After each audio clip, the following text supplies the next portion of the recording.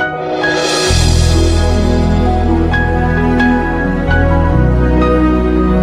persilakan.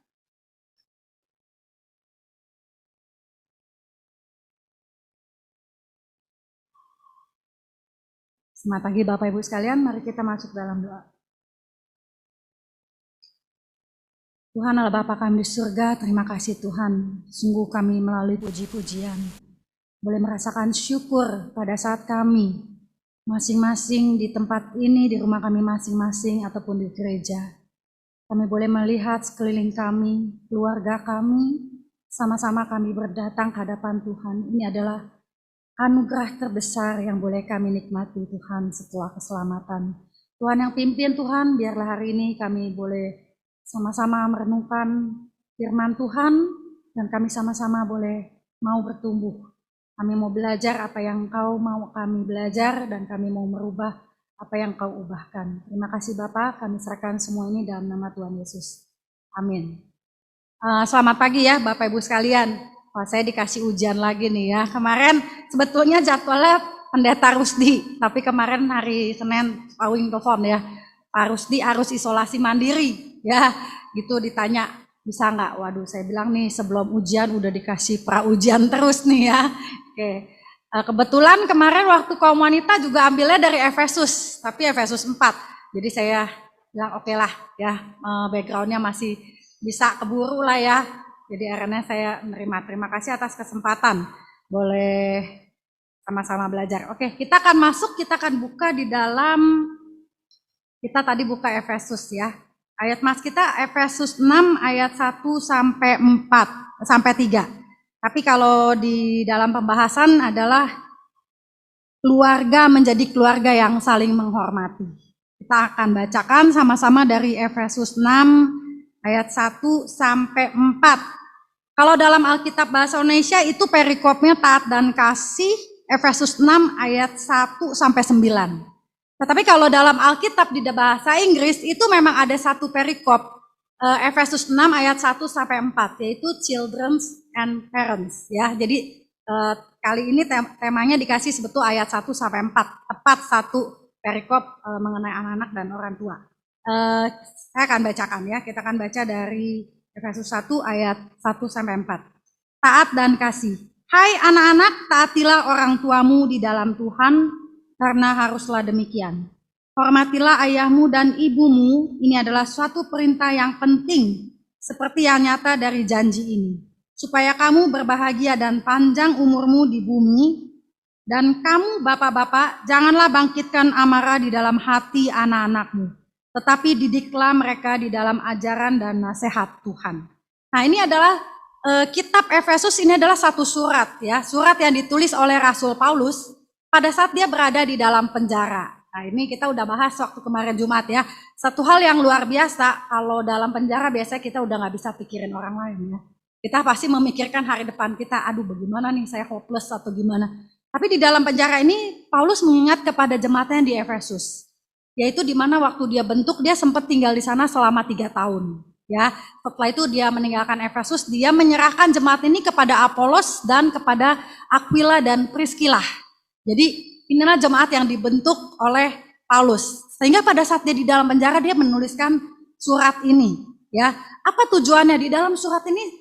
Mengingatkan hal-hal, kalau kita lihat hal-hal yang sangat simpel ya. Mungkin kalau kita pikir, wah kalau level Rasul Paulus harusnya kasih hal yang luar biasa gitu ya. Nasihat-nasihat yang seperti pendeta-pendeta sekarang lah ya. Kalau kita pikir kalau udah levelnya Pak Tong atau levelnya yang wah udah ini diharapkan sesuatu yang bagaimana, ternyata Paulus membawa satu pesan-pesan yang sangat simpel membalikkan kepada hal yang sangat mendasar. Yaitu dikatakan dari pasal 1, bagaimana Tuhan sejak awal setelah memilih kita menjadi anak-anak Tuhan.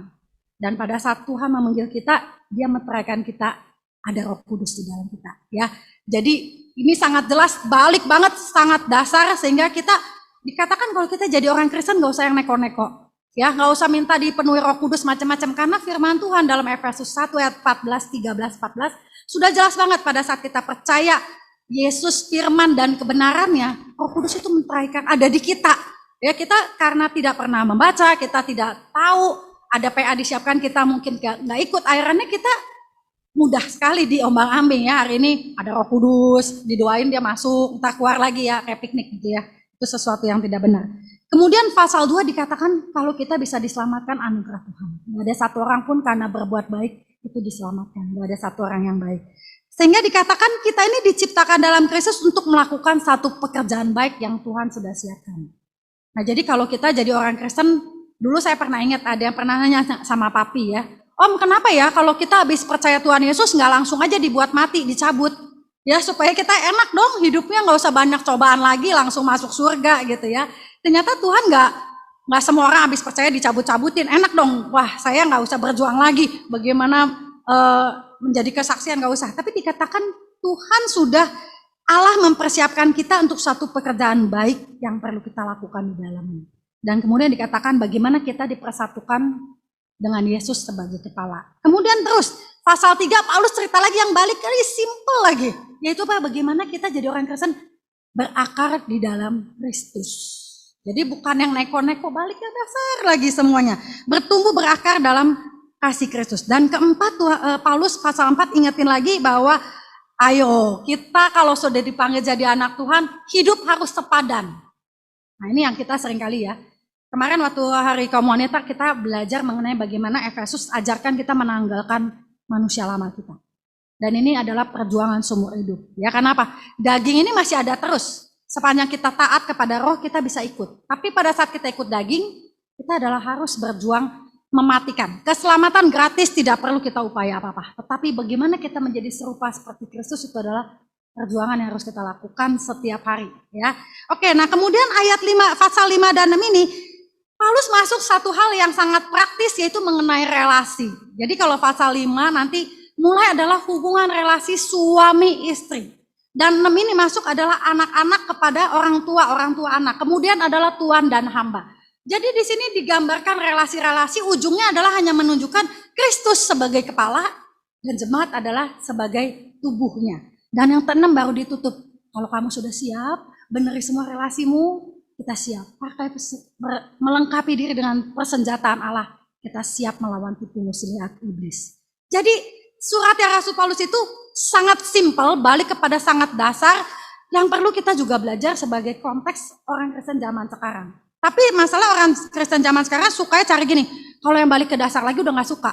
Sehingga suka sekali cari pendeta-pendeta yang mengeluarkan satu ajaran-ajaran spektakuler yang baru-baru, yang akhirnya ternyata ujungnya menyesatkan. Ya, oke, kita gak masuk ke situ, kita akan masuk ke dalam Efesus 6 ayat 1 sampai 3 dulu. Kenapa? Karena ini adalah children, bagaimana nasihat Allah Paulus ini melalui suratnya kepada jemaat-jemaat, khususnya di sini ditujukan kepada anak-anak. Saya baca lagi ya, kita khusus masuk Efesus 6 ayat 1. Hai anak-anak, taatilah orang tuamu di dalam Tuhan, karena haruslah demikian.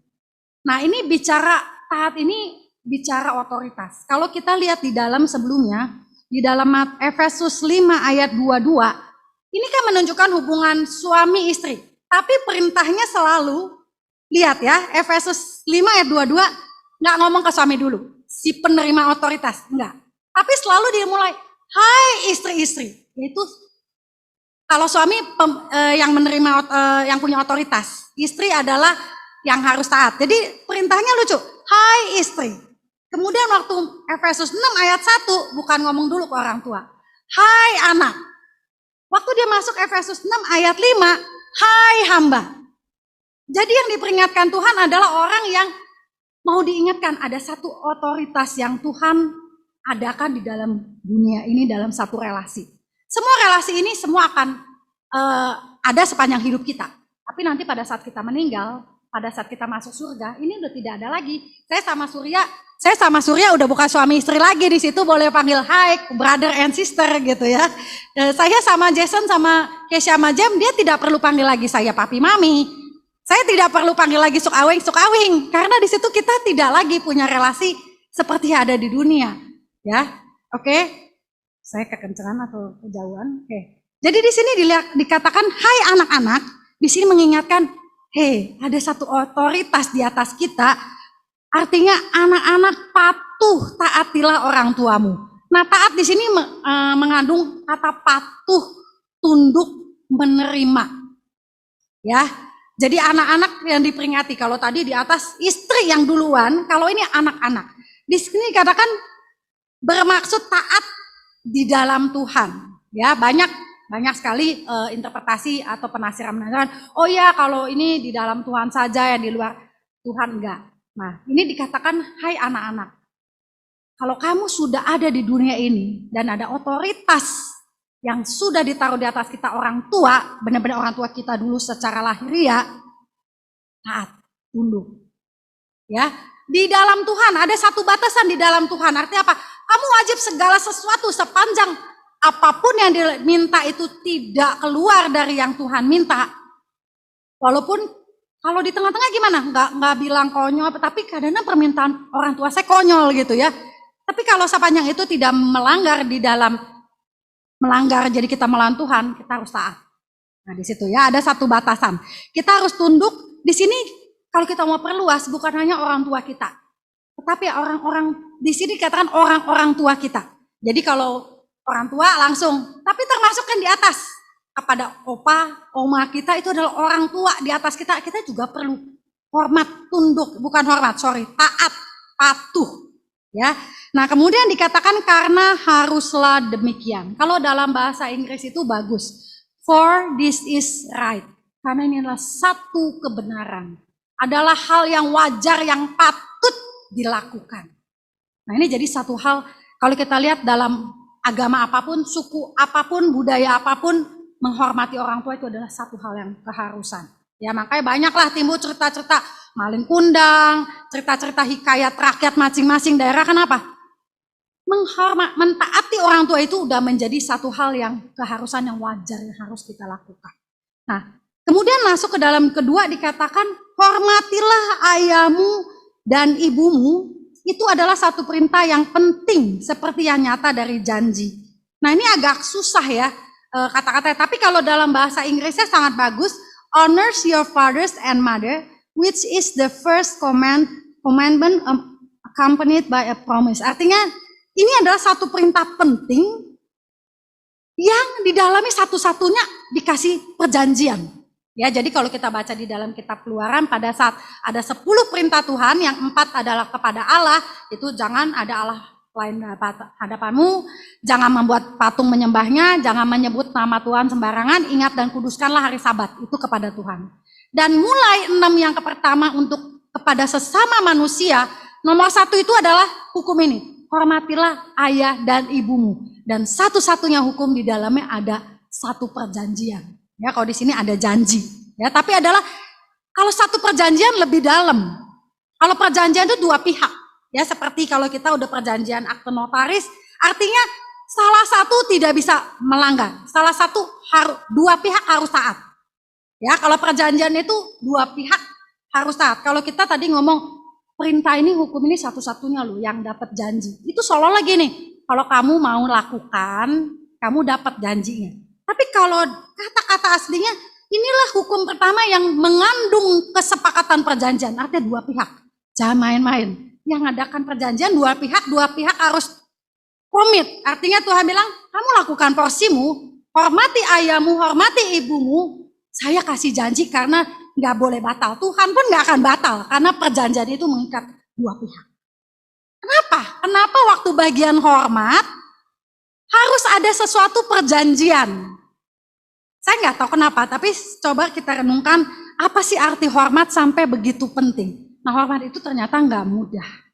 Ya, hormat itu sesuatu yang harus keluar dari dalam, otomatis. Nggak bisa orang buat-buat supaya orang lain hormat kepada kita. Tapi kita bisa lihat contoh, pada saat kita bertemu Bapak Gembala gitu.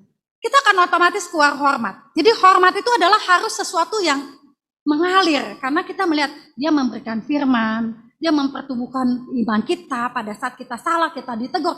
Otomatis hormat itu keluar. Jadi hormat itu adalah sesuatu yang tidak bisa dipaksakan. Karena itu mungkin Tuhan itu membantu kita gini. Tuhan tahu banget untuk menghormati orang tua, kalau belum ada dosa itu masih mudah. Karena mungkin kita punya orang tua yang on track. Dia mendidik kita dengan baik, pola asuh dengan baik, semuanya baik. Otomatis itu akan keluar.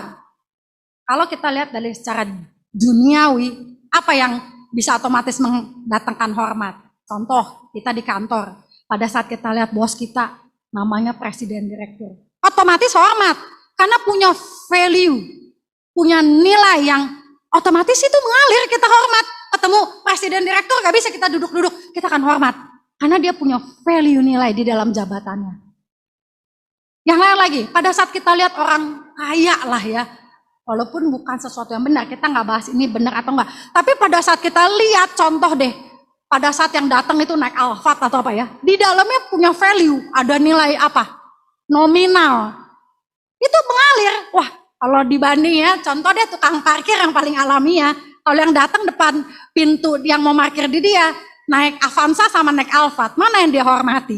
Pasti dia akan menghormati yang naik Alphard. Kenapa?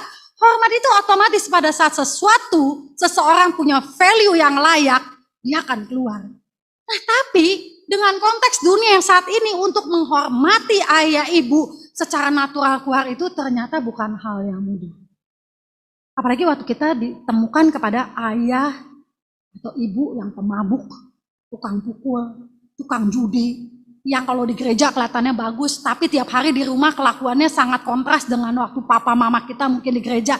Ini yang tiap hari bertemu karena apa? Fakta dosa sudah masuk dalam kehidupan kita semua.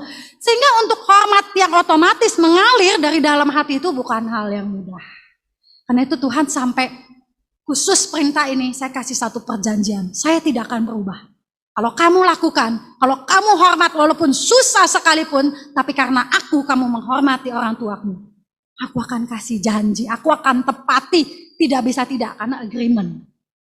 Sebegitu juga dia menuntut kita, hai anak-anak, meskipun susah menghormati papamu yang bangun setiap hari mungkin jam 12, tapi maki-maki kamu suruh rajin. Harus menghormati mungkin mamamu yang teriak-teriak setiap hari suruh kamu belajar, tapi dia tiap hari nonton sinetron Korea.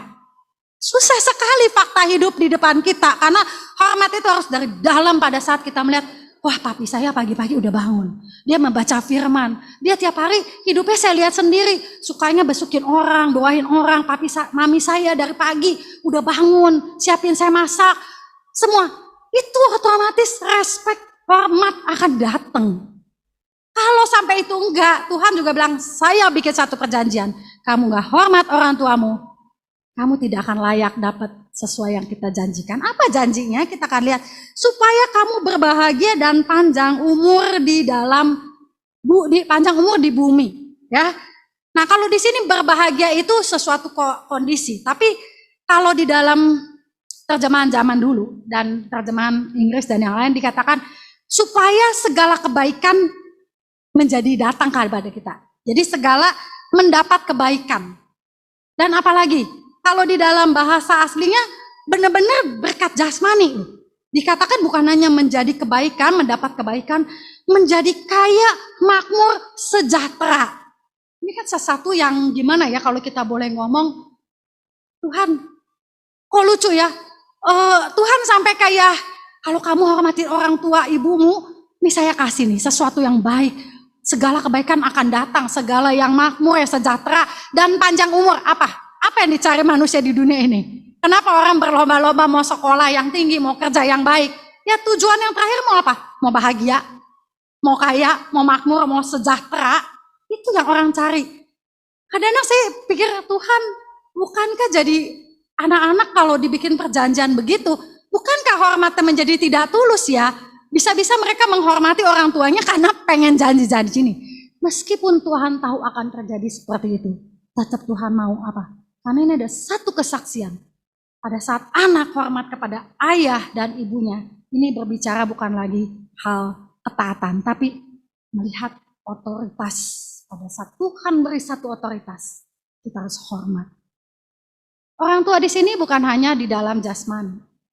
Pada saat kita masuk ke dalam sesuatu institusi, pada saat kita lahir di gereja ini, di sana akan ada Bapak Gembala. Di sana akan ada ketua-ketua, misalkan saya di kaum wanita, Tuhan mau kita jadi hidup kesaksian apa? Taat kepada otoritas. Tapi khusus pada saat kita hormat kepada ayah ibu, ada satu berkat yang luar biasa. Nah, tapi terbalik ya, sekarang mau tulus nih, jangan-jangan kita gini, bagaimana kalau anak-anak hanya mau ambil dapat kayaknya berkata panjang umur, dia baru hormat gimana? kita bisa ditipu karena manusia cuma lihat di luar. Orang tua bisa ditipu sama anaknya, dibaik-baikin ya. Kalau udah bagi harta mungkin baru lupa gitu ya. Tapi Tuhan kan bukan kita. Tuhan tidak bisa dibohongin. Hormat itu Tuhan akan lihat. Manusia boleh ditipu, tapi Tuhan gak bisa ditipu loh. Tuhan akan tahu apakah anak-anak hormat kepada orang tuanya. Oke, kita akan masuk lagi ya. Kita akan masuk lagi ke dalam pasal 4. Efesus 6 ayat 4. Dan kamu bapak-bapak, janganlah bangkitkan amarah di dalam hati anak-anakmu. Tetapi didiklah mereka di dalam ajaran dan nasihat Tuhan. Nah ini kalau kita lihat kitab ini ditulis sudah lama banget, yaitu tahun 58 Masehi. Jadi sebetulnya basic-basic dasar-dasar parenting, bagaimana mengasuh, jauh sudah ada sebelum sekarang orang kenal ilmu psikologi, ilmu parenting, macam-macam. Yang paling mau balik kita mau tahu bagaimana mengasuh anak baik, bukan belajar yang macam-macam. Paling basicnya Tuhan sudah ada. Dalam Alkitab, dari kitab ulangan, dari kitab kejadian, Tuhan sudah ajarkan bagaimana cara mengasuh yang terbaik. Kita tidak mau belajar, tapi sekarang orang ya lagi ngetren banget nih. Kalau ada webinar mengenai parenting apa, semua antusias. Seolah-olah satu pelajaran baru, tidak ada yang baru. Parenting tidak ada yang baru, balik ke dalam Alkitab. Semua yang diajarkan Tuhan di dalam Alkitab itu adalah pola asuh yang terbaik. Hanya kita tidak pernah belajar secara lengkap. Hanya kita ambil satu, kita ambil satu, kita ambil satu. Nah di sini dikatakan satu hal yang lucu. Hai bapak-bapak, kenapa bapak-bapak doang ya? Jangan bangkitkan amarah di dalam hatimu. Kenapa enggak kepada orang tua? Kalau orang tua kan ada papa, ada mama.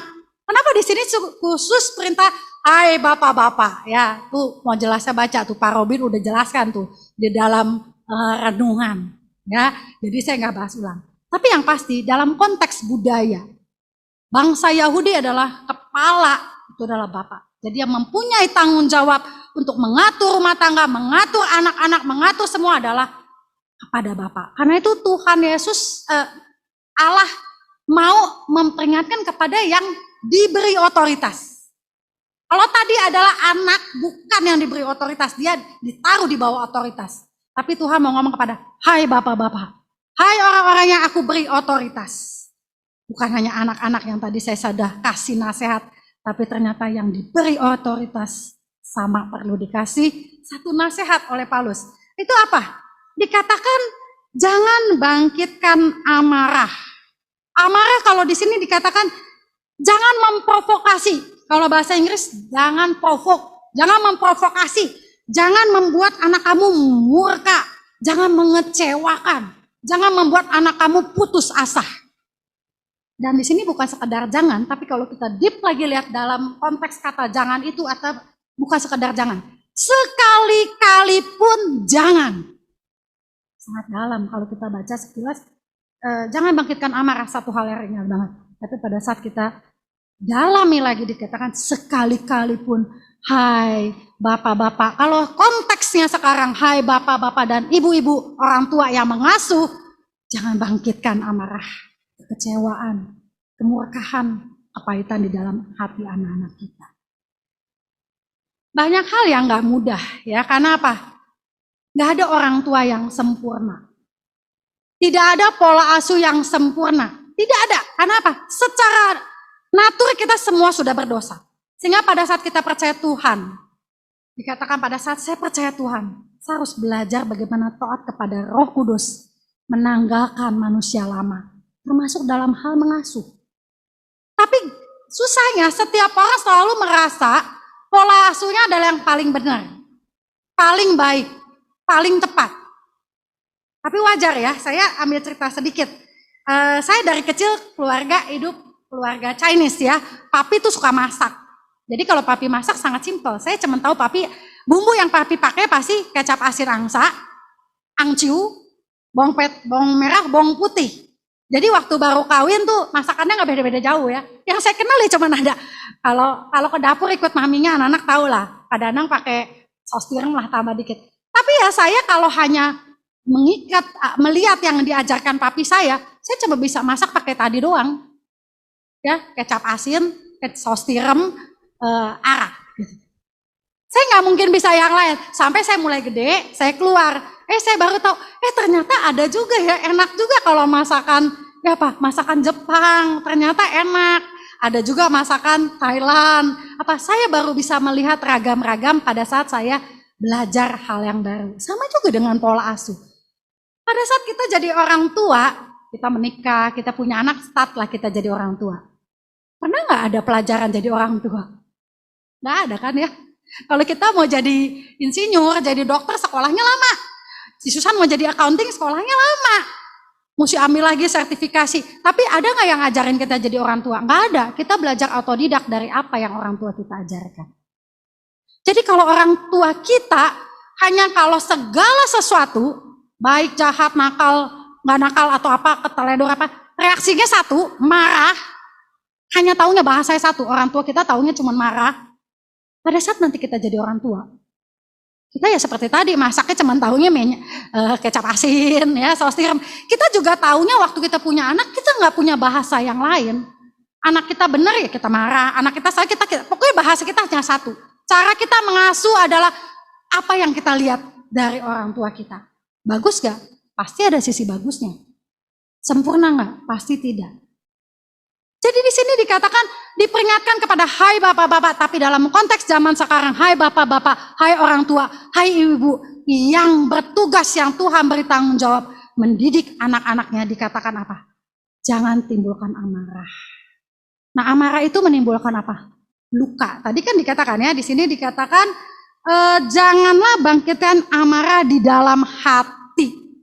Kalau hati yang sudah marah, itu hati yang luka ya. Kemarin kita belajar ya, kelompok parenting ya, ada. Luka fisik, misalkan, entah bapak, entah mama. Saya suka lihat, bukan kira aja bapak yang brutal ya, bisa hajar anak ya. Saya juga melihat beberapa teman saya, perempuan, itu dia pukul juga anaknya. Padahal anak perempuan jadi tabok depan orang banyak. Pada saat kita selesai memukul, mungkin dia berdarah ya. Tapi luka itu cepat, 2-3 hari kita pakai obat merah, dia hilang, pakai betadine dia hilang. Tapi enggak, pada saat kita menampar dia, tahu enggak yang luka itu bukan terjadi satu kelukaan, tapi luka fisik.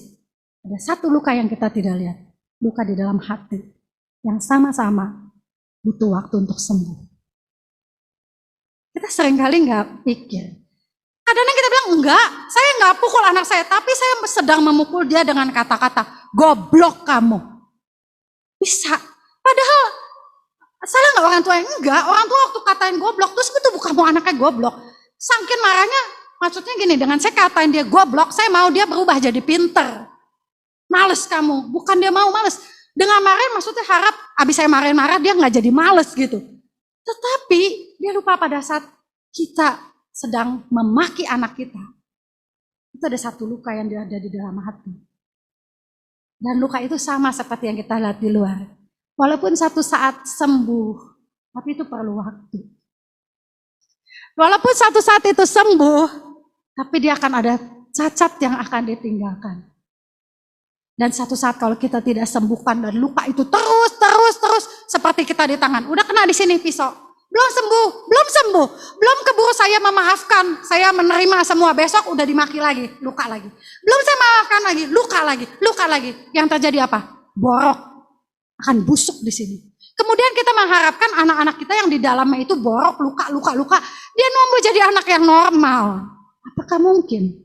Ada di dalamnya masih begitu banyak infeksi yang sudah terjadi di dalamnya. Ini yang Tuhan ajarkan. Bapak-bapak, ibu-ibu, kalian yang diberi otoritas untuk mendidik anak, untuk mengasuh anak, jangan timbulkan hati anakmu terluka. Kita seringkali merasa itu adalah cara yang terbenar. Kenapa? Karena dulu papa saya seperti itu. Karena dulu mama saya seperti itu. Saya dipukul dan saya fine. Saya sekarang jadi orang yang hebat. Dulu saya dipukul juga. Kamu gak tahu mungkin. Kamu sudah menjadi luka apa. Menyebabkan hari ini kamu jadi seperti apa. Yang orang lain lihatnya mungkin ngeri. Tapi kamu gak sadar. Kamu sudah lewati. Tapi tidak boleh itu ulangi lagi kepada anak-anak kita. Kenapa? Zaman sekarang sudah beda sama zaman dulu. Zaman dulu dilukai sama zaman sekarang dilukai, sudah beda, medianya sudah beda. Anak-anak sekarang yang dilukai, mereka bisa mengekspos diri kepada media. Dan mereka bisa saling memprovokasi. Mereka bisa melakukan hal-hal yang lain. Entahkah menjadi depresi, ataukah menjadi bandel macam-macam. Oke, saya nggak terus itu. Tapi satu hal, jangan bangkitkan amarah, jangan menimbulkan luka dalam hati anak-anak kita. Kalau sudah terlanjur bagaimana? Kalau sudah terlanjur gimana? Kadang-kadang luka yang paling dalam pun cukup satu kata maaf. Pada saat orang tua berani datang kepada anaknya, maafkan saya pernah melukai. Saya percaya itu adalah bagian pengobatan, salah satu pengobatan yang luar biasa. Tapi masalahnya, adakah kerendahan hati seorang ibu, seorang ayah datang kepada anaknya, maafkan mami ya, mami salah. Itu adalah obat yang luar biasa, perlu kerendahan hati. Oke, kita next. Kita akan masuk lagi di sini. Tapi apa yang dia harus dilakukan? Tapi didiklah mereka di dalam ajaran dan nasihat Tuhan. Dalam kata asli ini bagus banget. Didik ini dikatakan apa? Peliharalah dengan memberi nutrisi sampai mereka dewasa. Jadi didik itu ada ke hati dalam banget. Didik itu kalau kita tahu, oh ya udah mendidik ya, asal kamu tahu begini gini. Tapi kalau kita deep di dalam bahasa aslinya luar biasa. Mendidik itu adalah memberi nutrisi secara cukup sampai anak ini dewasa. Kalau dalam istilah kita parenting adalah sampai anak ini siap lepas landas. Orang tua selalu berpikir saya mau mengkekep anak ini sampai anak ini gede deket saya. Gak bisa hidup kalau gak ada saya. Kemudian orang tua akan timbul kepuasannya. Wah, anak itu begitu membutuhkan saya. Orang tua yang benar harusnya terbalik. Saya hanya diberi waktu Tuhan gak lama. Saya hanya bisa didik anak saya nggak lama. Barusan saya selamatin Yosef. Ulang tahun hari ini, nanti jangan lupa ya selamatin ya. Yosef umurnya berapa? 24. Padahal saya ingat waktu saya ke Kebun Raya Bogor, Jason masih di perut saya. Ya, itu Yosef baru umur 4 atau 5 itu. Sekarang si Yosef begitu aja udah 20 tahun. Jadi artinya apa? Kita sebagai orang tua dikasih waktu sama Tuhan mendidik anak kita sekejap. Dalam sekejap, belasan tahun ataupun 20 tahun. Kita berpacu sama waktu mempersiapkan anak kita bukan jadi anak yang hebat. Tapi apakah anak saya siap lepas landas menjadi anak yang mandiri, yang siap secara iman, secara mental, secara jasmani. Tapi kita suka begitu. Kalau sampai gede anak ini masih nggak bisa apa-apa, gelandot ke kita, kita bangga. Kita puas sampai tua saya masih ada yang temenin. Padahal kita sedang tidak mempersiapkan anak kita lepas landas. Di sini dikatakan didiklah anakmu, berilah nutrisi. Kasih nutrisi. Bukan kasih makian. Kalau di dalam nutrisi, dalam mendidik perlu dimarahin, karena itu adalah bagian nutrisi. Yes, boleh. Tapi kalau tiap hari dimarahin itu akan jadi racun. Akan mematikan apa yang harusnya bertumbuh. Jadi dikatakan bring up them into the training and instruction, apa yang membawa mereka bertumbuh kepada training, disiplin, instruksi. Lucu nih, kalau bahasa Indonesia kan di dalam ajaran dan nasihat Tuhan. Tetapi di dalam bahasa aslinya itu dikatakan disiplinkan anakmu, training, latih anakmu, dan beri instruksi. Nah, akan lebih mudah saya pakai satu ilustrasi. Kalau kita pergi fitness ya, kita ada instruktur kan, instruktur yang personal trainer lah ya. Instruktur itu apa tugasnya? Kasih tahu kan, oh kalau kamu mau besarnya otot depan. Jason suka jadi trainer buat papinya, dia kasih tau papinya nih. Pi, kalau you mau gedeinnya otot depan, begini, dia kasih contoh dulu. You harus begini, Pi. Tapi dia jelaskan, hebat juga ini anak, dia jelaskan. Kenapa ini jadi gede di sini, Pi? Karena waktu ditarik nih, papi lihat nih, otot ini nih yang naik nih. Nanti kalau papi gelember di bawah, papi mesti gini, Pi. Karena waktu begini, otot gitu. Kemudian papinya mulai ya, pakai alatnya, papinya itu. Papinya salah. Dia trainer, nggak dimarahin, nggak dikeplak bapaknya punya kepala, enggak ya. Nggak berani, dia nggak dapat uang jajan ya. Tapi dia benerin papanya. Pi, bukan begitu, Pi. Dicontohin lagi. Ini kata yang dipakai, didiklah di dalam ajaran, diajarkan. Kalau salah, dikasih contoh yang benar. Ya belum kita ya, saya juga kadang-kadang gitu ya, cuma bisa marah. Tapi sebetulnya anak itu kebingungan yang benar yang mana. Kita orang tua marahin tapi tidak kasih tahu yang benar yang mana. Akhirnya dia mencari jalan sendiri, inilah yang benar. Dia cari dari temennya, dia cari dari tetangganya. gitu ya. Kamu jadi anak laki yang benar.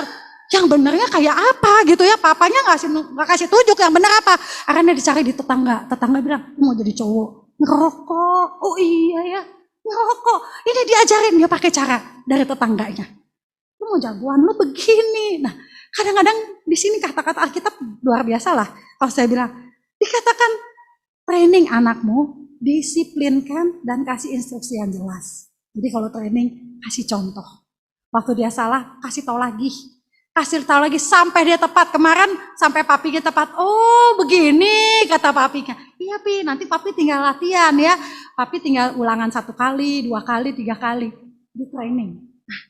Jadi di sini kita lihat bagaimana Tuhan begitu melalui Efesus ini. Paulus itu begitu simple. Menjadi serupa, dikatakan Paulus ajarkan. Intinya kita mau jadi anak Tuhan, percaya apa? Supaya nanti kita bertumbuh dalam segala arah seperti Kristus. Dan sangat simple. Paulus kasih contohnya sangat konkret bagaimana menjadi anak-anak. Bagaimana menjadi orang tua. Masalah kita mau belajar gak? Kadang karena kita sudah merasa cara saya yang paling benar, kita tidak bisa belajar lagi yang lain. Kita harus belajar, katakan Tuhan, mungkin selama ini saya jadi anak, saya belum taat kepada orang tua saya. Ya, anak-anak kalian boleh taat di dalam luar, tapi kalau dalam yang nggak taat, sorry aja ya. Yang tahu hati Tuhan. Jadi kalau mau taat kepada Tuhan, lakukan dengan tulus. Taat benar-benar tulus. Tapi di sini juga imbang, hormati orang tua. Kenapa? Ada satu perjanjian yang Tuhan bikin. Kau akan segala kebaikan akan datang. Tapi balik lagi, kasih hormat yang tulus. Jangan karena mau berkata jadi hormat. Kenapa? Manusia bisa dibohongin. Papi mami bisa dibohongin. Tapi Tuhan gak bisa dibohongin. Dia akan melihat hati kita yang paling dalam. Benar gak kita hormat? Dan satu kelebihan, pada saat kita taat dan hormat kepada ibu bapak kita. Itu sebetulnya kita lagi mendidik anak kita. Mendidik anak kita. Bagaimana nanti dia mengajar cucunya? Bagaimana dia mengajar cucunya untuk hormat? Tidak perlu diajar. Pada saat kita menghormati, pada saat kita sayang kepada papa mama kita, anak-anak itu kan sayang kepada kita. Orang dia mencontoh apa yang dia lihat tiap hari. Kalau tiap hari kita ketemu bapak mama kita maki-maki ya, nggak usah diajarin. Nanti dia juga maki kita, tinggal tunggu tanggal mainnya. Ya, nggak usah kita ajarin. Itu semua yang dia terima dia serap dengan. Dan kemudian dikatakan, ajarkan anak-anak. Didik anak-anak di dalam ajaran, training mereka. Jangan timbulkan sakit hati mereka. Kita belum masuk ya, nanti di parenting kita belajar. Kita suka tidak biasa menyampaikan apa yang ada di dalam hati kita dengan cara yang benar. Waktu itu kita baca mengenai komunikasi asertif. Kita cuma kenal satu bahasa. Kalau nggak marah, teriak, ngamuk. Padahal kita bisa loh pakai bahasa yang lain. Contoh, saya bisa. Misalnya gini. Desya, mami gak seneng ya kamu kayak gini. Sama, saya kasih tahu saya gak seneng. Tapi dengan bahasa yang gitu dia bisa lebih berpikir. Karena sakit hatinya gak timbul. Tapi dengan sama message-nya, Kesya kamu tahu gak apa-apa? Dia udah gak ingat message-nya. Tapi dia ingat saya sudah sakit hatinya. Nah jadi banyak hal sangat praktikal. Tuhan mau kita bertumbuh. Tidak ada salahnya belajar. Oke kita belajar parenting, belajar ini. Tapi yang paling penting kita balik. Tuhan, saya mau bertumbuh di dalam Engkau. Saya mau bertumbuh di dalam segala arah kepada Engkau. Nah, jadi kalau kita mau bertumbuh, kita harus banyak belajar. Pada saat kita banyak belajar, kita akan belajar menjadi orang tua yang lebih benar. Belajar menjadi anak-anak yang lebih benar. Ada yang sempurna enggak? Tidak akan bisa. Tapi dikatakan kita berlari-lari menuju satu tujuan.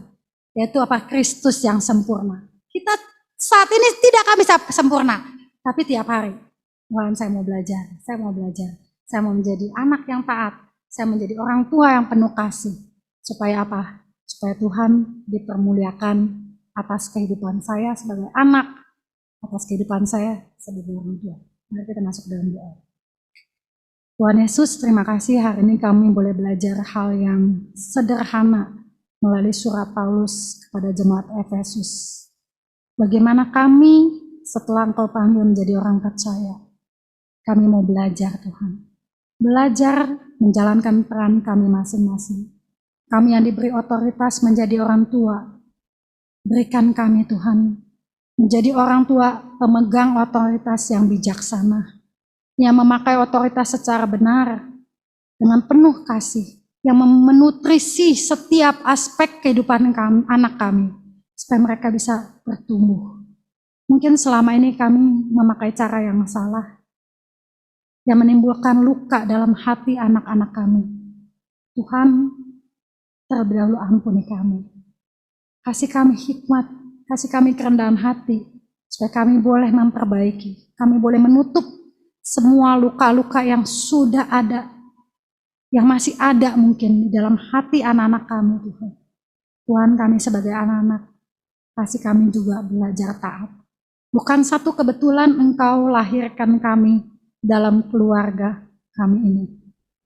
Ya, kami boleh belajar taat kepada orang tua kami, menghormati mereka, mengasihi mereka, karena kami tahu Engkau sudah dudukkan kami menjadi anak untuk menjadi kesaksian hidup kami. Terima kasih Tuhan, biarlah Roh Tuhan yang bekerja, mampukan kami masing-masing untuk hidup sesuai dengan yang Engkau mau. Terima kasih Bapa, dalam nama Tuhan Yesus kami sudah berdoa. Amin.